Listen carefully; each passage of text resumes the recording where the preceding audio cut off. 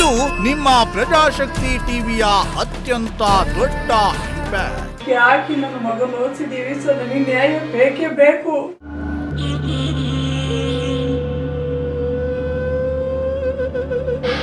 Baby ರೌಡಿಗಳ ಅಟ್ಟಹಾಸಕ್ಕೆ ಬಲಿಯಾಗಿದ್ದ ಬಾಲಕ.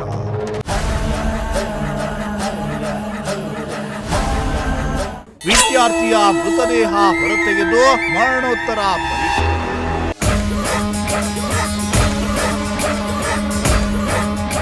S ವೀಕ್ಷಕರೇ, ಮೊನ್ನೆಯಷ್ಟೇ ನಿಮ್ಮ ಪ್ರಜಾಶಕ್ತಿ ಟಿವಿ ಅತ್ಯಂತ ಮನಕಲಕುವ ವರದಿಯೊಂದನ್ನು ಬಿತ್ತರಿಸಿತ್ತು. ಬೇಬಿ ರೌಡಿಗಳ ಅಟ್ಟಹಾಸಕ್ಕೆ ಎಸ್ಎಸ್ಎಲ್ಸಿ ವಿದ್ಯಾರ್ಥಿ ಬಲಿ ಅನ್ನೋ ಶೀರ್ಷಿಕೆಯಡಿಯಲ್ಲಿ ಸುದ್ದಿಯೊಂದನ್ನು ಪ್ರಸಾರ ಮಾಡಲಾಗಿತ್ತು.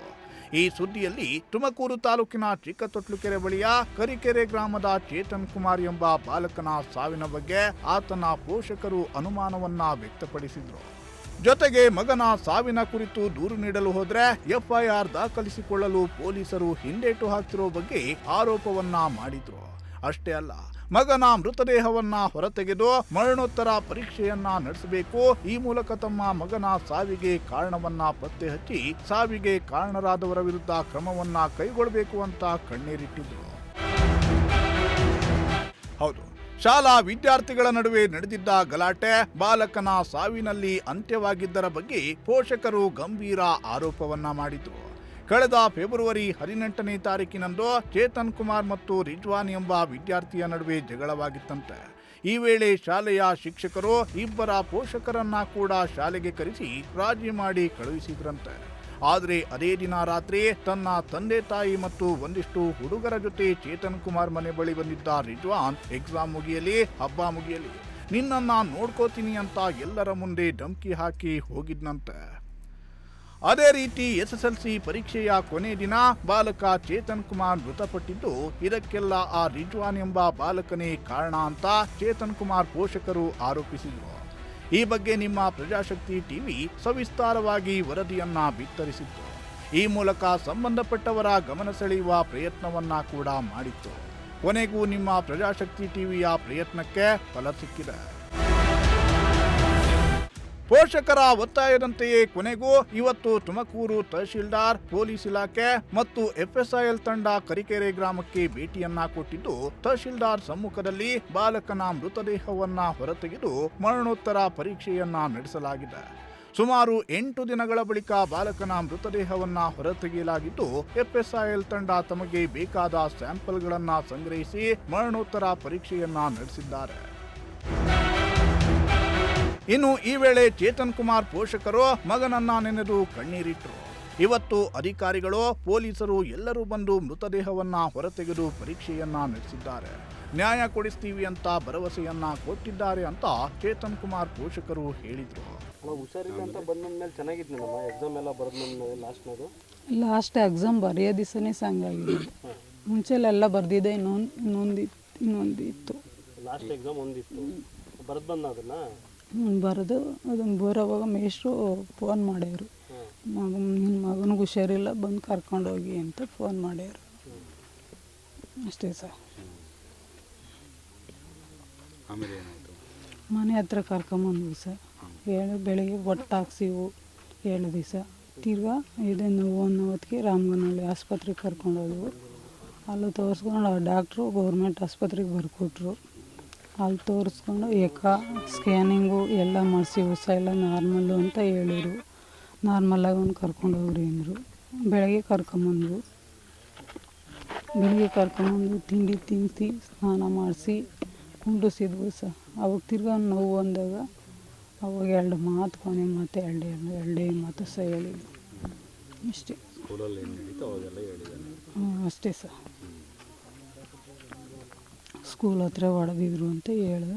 ಇಲ್ಲಿ ಮನೆ ಹತ್ರ ಬಂದಿದ್ದಾರೆ ಯಾರಮ್ಮ? ಮನೆ ಹತ್ರ ಗಲಾಟೆ ಮಾಡೋಕ್ಕೆ ಬಂದಿದ್ರು? ಹ್ಞೂ ಸರ್. ಅವರ ತಂದೆ ತಾಯಿ ಅವ್ರ ಕಡೆಯವ್ರ ಒಂದು 7-8 ಜನ ಬಂದಿದ್ರು. ಕಂಪ್ಲೇಂಟ್ ಯಾವಾಗ ಕೊಟ್ರಿ ನೀವು? ಕಂಪ್ಲೇಂಟು ಮೊನ್ನೆ ಬೆಳಗ್ಗೆನೇ ಕೊಟ್ಟರು ಸರ್. ನಾನು ಪ್ರಜ್ಞೆ ಇರಲಿಲ್ಲ ಸರ್. ಅವನು ಹೇಳಿರೋದು ಇವ್ರಿಗೆ ಯಾರಿಗೂ ಗೊತ್ತಿಲ್ಲ, ನನಗೆ ಹೇಳಿದ್ದ. ನನಗೆ ಪ್ರಜ್ಞೆ ಇರಲಿಲ್ಲ ಸರ್, ಏನು ಮಾಡಬೇಕು ಅಂತ ಗೊತ್ತಾಗಿದೆ. ಎಷ್ಟು ಗಂಟೆ ಮುಂಚೆ ಹೇಳಿದ್ದೆ? ಒಂದು 5 ನಿಮಿಷ ಅಷ್ಟೇ ಸರ್, ಒಂದೆರಡೇ ಮಾತು ಮಾತಾಡಿದ್ದು ಅಷ್ಟೇ. ಹ್ಞೂ. ಇವತ್ತೇನಾಯ್ತಮ್ಮ? ಇವತ್ತೆಲ್ಲ ಪೊಲೀಸ್ನವ್ರು ಬಂದಿದ್ರು. ಇವತ್ತೆಲ್ಲ ಬಂದು ಪೊಲೀಸ್ನವರೆಲ್ಲ ಮುಂದೆ ನಿಂತ್ಕೊಂಡು ಮಾಡಿಸಿದ್ದಾರೆ ಸರ್. ನಮಗೂ ನ್ಯಾಯ ಕೊಡಿಸ್ತೀವಿ ಅಂತ ಹೇಳಿದ್ದಾರೆ ಸರ್, ಒಳ್ಳೇದು ಮಾಡ್ತೀವಿ ಅಂತ ಹೇಳಿದ್ದಾರೆ. ನನ್ನ ಮಗ ಅಂದ್ಕೊಂಡು ಮಾಡ್ತೀವಿ ಅಂತ ಹೇಳಿದ್ದಾರೆ ಸರ್, ಒಳ್ಳೇದು ಮಾಡ್ತಾರೆ ಸರ್. ಸಾಯೋದಿನ ಹೇಳಿದಾನೆ ಸರ್, ಅವ್ರ ಅಮ್ಮ ಕೈಲಿ ನಾನು ಹೊಡೆದಿದ್ರು ಅಂತ ಹೇಳೋಣ. ನಿಮಗೆ ನ್ಯಾಯ ಬೇಕೀಗ? ಅಷ್ಟು ಬಿಟ್ಟು ನಮ್ಗೆ ಈಗೇನು ಗೊತ್ತಿಲ್ಲ ಸರ್. ಇವತ್ತು ಏನು ಮಾಡಿದ್ರು ಪೊಲೀಸ್ನವರೆಲ್ಲ ಬಂದಿದ್ರು? ಪೊಲೀಸ್ನವರೆಲ್ಲ ಬಂದರು, ಎಲ್ಲ ಮುಂದೆ ನಿಂತ್ಕೊಂಡು ಎಲ್ಲ ಪೋಸ್ಟ್ಮಾರ್ಟಮ್ ಮಾಡವ್ರೆ. ಎಲ್ಲ ನ್ಯಾಯ ತೋರಿಸ್ಕೊಡ್ತೀನಪ್ಪ ನಿನಗೆ ಅಂತಂತ ಹೇಳೋರು ಸ್ವಾಮಿ. ಏನು ತಲೆ ಕೆಡ್ಸ್ಕೊಂಡು ನಾವಿದ್ದೀವಿ ನಿಮ್ಮ ಜೊತೆಗೆ, ನಿನಗೋಸ್ಕರ ನಾವಿರ್ತೀವಿ, ಸಪೋರ್ಟ್ ಮಾಡೇ ಮಾಡ್ತೀವಿ. ನನ್ನ ಮಗ ಅಂತ ತಿಳ್ಕೊಂಡು ನೀವು ಸಪೋರ್ಟ್ ಮಾಡಿ, ಒಳ್ಳೇದು ಮಾಡೇ ಮಾಡ್ತೀವಪ್ಪ ಅಂತ ಹೇಳೋರು ಸ್ವಾಮಿ. ಒಳ್ಳೇದು ಅಂತ ಆಗಲಿ, ನಿನಗೆ ಒಳ್ಳೇದಂತ ಆಗಲಿ ಬಿಡೋಲ್ಲ, ನಾವು ಮಾಡೇ ಮಾಡ್ತೀವಿ ಅಂತ ಹೇಳೋರು ಸ್ವಾಮಿ. ಈಗ ಕಂಪ್ಲೇಂಟ್ ಯಾಕೆ ತಡವಾಗಿ ಕೊಟ್ರಿ? ಕಂಪ್ಲೇಂಟ್ ತಡವಾಗಿ ಕೊಡಲಿಲ್ಲ ಸ್ವಾಮಿ ನಾವು. ಅಲ್ಲ, ಈಗೆಲ್ಲ ಮಣ್ಣು ಆದಮೇಲೆ, ಮಗುನ ಅಂತ್ಯಕ್ರಿಯೆ ಆದಮೇಲೆ ಕಂಪ್ಲೇಂಟ್ ಕೊಟ್ಟಿದ್ದೀರಿ ಯಾಕೆ ಅಂತ? ಅಂತ್ಯಕ್ರಿಯೆ ಮುಂಚೆಗೆ ನಮಗೆ ಗೊತ್ತಿಲ್ಲ, ನಮಗೆ ಈ ಥರ ಆಗಿತ್ತು ಅಂತ ಗೊತ್ತಿರಲಿಲ್ಲ ಸ್ವಾಮಿ. ನಮ್ಗೆ ಗಲಾಟೆಗಳಾಗಿರೋ ಇಲ್ಲ, ಗೊತ್ತಿರಲಿಲ್ಲ. ಈ ಬಗ್ಗೆ ಮಾತನಾಡಿದ ಗ್ರಾಮ ಪಂಚಾಯಿತಿ ಸದಸ್ಯೆ, ದಲಿತರನ್ನ ಕೀಳಾಗಿ ನೋಡುವುದು ರೂಢಿಯಾಗಿ ಬಿಟ್ಟಿದೆ. ಹೀಗಾಗಿಯೇ ಇಂತಹ ಘಟನೆಗಳು ಮತ್ತೆ ಮತ್ತೆ ಮರುಕಳಿಸುತ್ತಿವೆ. ಈ ಪ್ರಕರಣದ ಬಗ್ಗೆ ಸೂಕ್ತ ತನಿಖೆಯಾಗಿ ಮೃತ ಬಾಲಕನ ಸಾವಿಗೆ ನ್ಯಾಯ ಸಿಗಬೇಕು ಅಂತ ಆಗ್ರಹಿಸಿದರು.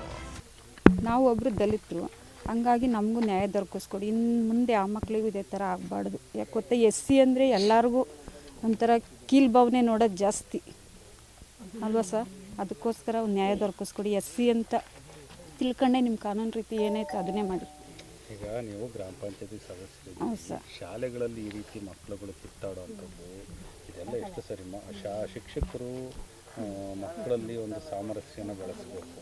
ಈ ರೀತಿ ಮಕ್ಕಳು ಕಿತ್ತಾಡ್ಕೊಂಡು ಒಂದು ಮಗು ಸಾವಿಗೆ ಕಾರಣ ಆಗಿದೆ ಅಂತಂದರೆ ಇದು ಕುಲಂಕುಷವಾಗಿ ತನಿಖೆ ಬಗ್ಗೆ ಏನು ಹೇಳ್ತೀರಿ ಹೇಳಿ? ಅದೇ ಸರ್, ಈಗ ಇದ್ರ ಬಗ್ಗೆ ತನಿಖೆ ಆಗಲೇಬೇಕು. ಯಾಕೆ ಸರ್, ನಾಳೆ ದಿನ ನಮ್ಮ ಮಕ್ಕಳು ಹೋಗ್ತೇವೆ. ಬಟ್ ಇದೇ ಥರ ಆದರೆ ನಮ್ಮ ಮಕ್ಕಳು ಯಾರು, ನಮಗೆ ಯಾರು ಆಗ್ತಾರೆ ಅವಾಗ ಅಲ್ಲೂರ? ಏನೋ ನಮ್ಮ ಮಕ್ಕಳು ನಮಗೆ ಮುಂದೆ ಸಾಕ್ತಾರೆ ಅನ್ನೋ ಭರವಸೆ ಮೇಲೆ ನಾವು ಸಾಕ್ತೀವಲ್ಲೂರ. ಹಿಂಗೆ ಅರ್ಧದಲ್ಲಾದರೆ ನಮ್ಗೆ ಯಾರು ನೋಡ್ತಾರೆ ಅಲ್ವಾ ಸರ್? ಅದೇನೇ ಇರಲಿ, ಪ್ರಜಾಶಕ್ತಿ ವರದಿಯ ಬಳಿಕ ಕೊನೆಗೂ ಮೃತ ಬಾಲಕ ಚೇತನ್ ಕುಮಾರ್ ಮೃತದೇಹವನ್ನ ಹೊರತೆಗೆದು ಮರಣೋತ್ತರ ಪರೀಕ್ಷೆಯನ್ನ ನಡೆಸಲಾಗಿದೆ. ಹೀಗಾಗಿ ಚೇತನ್ ಕುಮಾರ್ ಪೋಷಕರಿಗೆ ಸಣ್ಣ ಸಮಾಧಾನವಾಗಿದ್ದು, ಮರಣೋತ್ತರ ಪರೀಕ್ಷೆಯ ವರದಿ ಹೊರಬಂದ ಬಳಿಕವಷ್ಟೇ ಪ್ರಕರಣದ ಸತ್ಯಾಸತ್ಯತೆ ತಿಳಿದು ಬರಬೇಕಿದೆ. ಕ್ಯಾಮ್ರಾ ಪರ್ಸನ್ ಸಂಜಯ್ ಜೊತೆ ದೀಪಕ್ ಕೆಂಕೆರೆ, ಪ್ರಜಾಶಕ್ತಿ ಟಿವಿ, ತುಮಕೂರು.